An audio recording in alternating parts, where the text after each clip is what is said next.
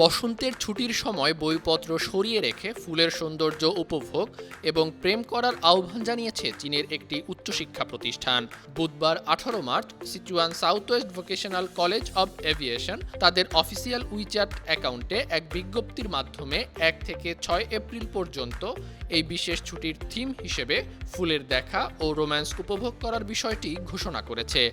শিক্ষার্থীদের ভালো গ্রেড পাওয়ার তীব্র প্রতিযোগিতার জন্য পরিচিত চীনা সমাজে এই ধরনের নির্দেশনা অত্যন্ত বিরল। তবে দেশটিতে বিয়ের হার বাড়াতেই কর্তৃপক্ষ এই অভিনব নির্দেশনা দিয়েছে। 140 কোটি জনসংখ্যার দেশ চীনে 2025 সালে টানা চতুর্থ বছরের জনসংখ্যা হ্রাস পেয়েছে এবং জন্মহার রেকর্ড নিচে নেমে গেছে। কর্তৃপক্ষ আশা করছে শিক্ষার্থীরা সামাজিক মেলামেশার সুযোগ পেলে নিম্নগামী জন্মহারের গতিপথ পরিবর্তন হবে।